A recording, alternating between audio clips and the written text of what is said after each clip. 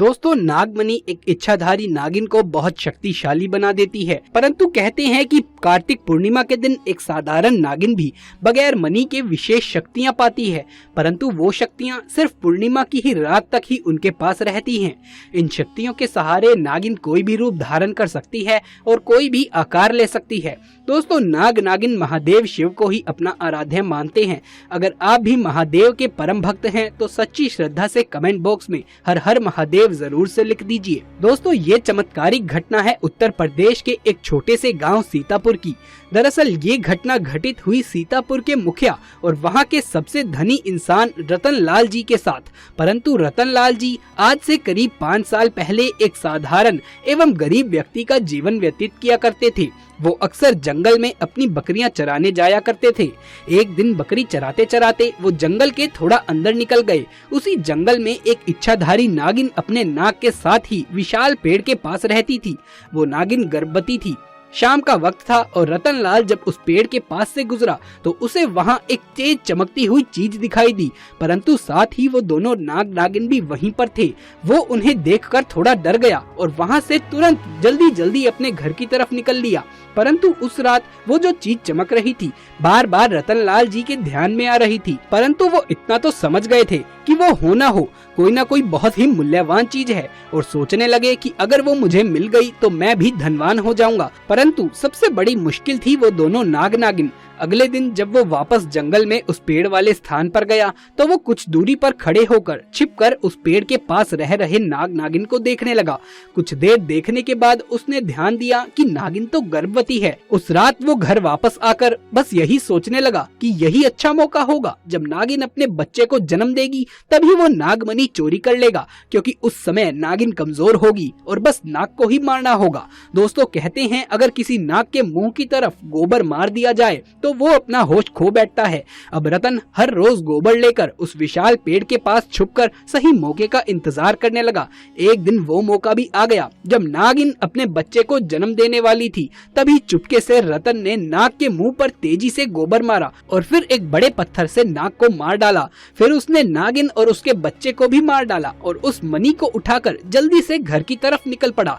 परंतु उधर नागिन किसी तरीके से बच गई थी और बस बेहोश पड़ी हुई थी। जब नागिन को होश आया और उसने अपने पति और बच्चे को मरा हुआ देखा तो उसके दुख दर्द का ठिकाना नहीं रहा। वो उस समय गुस्से से पागल हुई जा रही थी और उसने रतन से बदला लेने की ठानी, परंतु मणि चली जाने के कारण वो अपनी शक्तियों का प्रयोग नहीं कर सकती थी, किंतु अभी भी वो अपना रूप तो बदल ही सकती थी।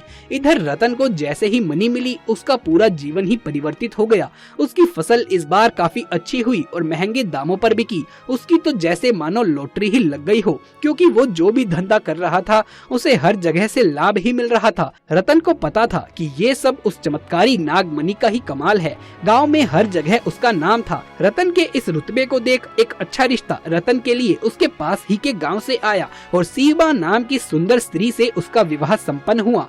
सीमा अपने पति को बहुत प्यार करती थी और बहुत इज्जत भी देती थी। दोनों एक दूसरे का कदम कदम पर साथ निभाते। उनकी जोड़ी गांव में मिसाल बन चुकी थी। उधर नागिन भी एक पुरुष का रूप धारण कर रमेश नाम से रतन के यहाँ उसका मुंशी बन गया और रतन का विश्वास जीतने लगा। रतन भी रमेश का व्यवहार और वफादारी को देखकर उसे अपना भाई समान ही मानने लगा था। एक दिन सीमा अपने पति रतन के पास आती है और बताती है कि तुम पिता बनने वाले हो, मैं गर्भवती हूँ। ये सुन रतन की खुशी का ठिकाना ही नहीं रहा। उस दिन वो खुद अपने मुंशी रमेश के पास गया और बोला कि देखो रमेश, मेरा कोई भाई नहीं है। जब से तुम्हारा साथ मिला है तुम मेरे सगे भाई से भी कहीं बढ़कर बन गए हो। आज मैं बहुत खुश हूँ, इसलिए आज मैं अपनी पत्नी और तुम्हें एक खास जगह ले जाना चाहता हूँ। और वो अपनी पत्नी और रमेश को कार में बैठाकर गांव के एक कोने में ले जाकर कार को एक छोटी सी कुटिया के सामने रोकता है और बताता है कि जब वो छोटा था तो इसी कुटिया में उसकी माँ की जान उसे जन्म देते हुए चली गई थी। उसके पिता तो पहले ही गुजर चुके थे।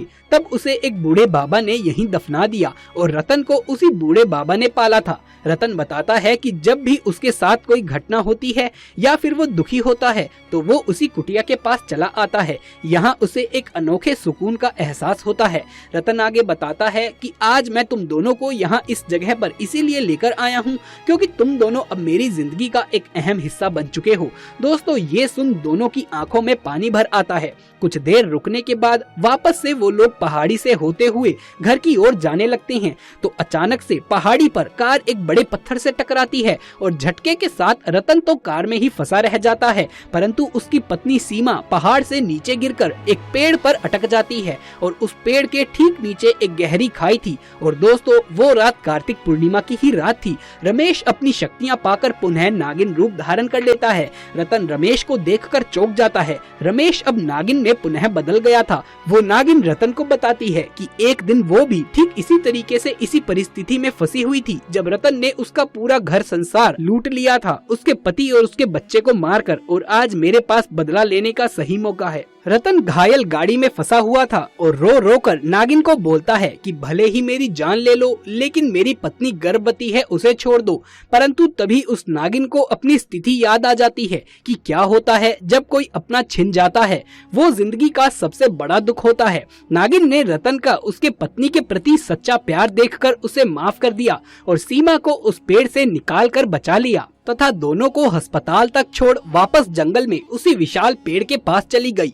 जब रतन अस्पताल से स्वस्थ होकर अपनी पत्नी के साथ घर वापस लौटा तो उसे अपनी गलती का एहसास हुआ और उसने जाना कि उसने कितनी बड़ी गलती कर दी है।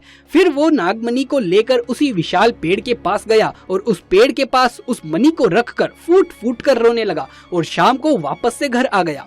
दोस्तों कभी कभी इंसान लालच में आकर इतनी बड़ी गलती कर बैठता है कि फिर उस गलती को कभी ठीक ही नहीं किया जा सकता और बस अंत में पछतावा ही रह जाता है। तो दोस्तों ये वीडियो आपको कैसा लगा? अगर अच्छा लगा हो तो इसे एक लाइक करें, अपने दोस्तों और रिश्तेदारों में इसे ज्यादा से ज्यादा शेयर करें।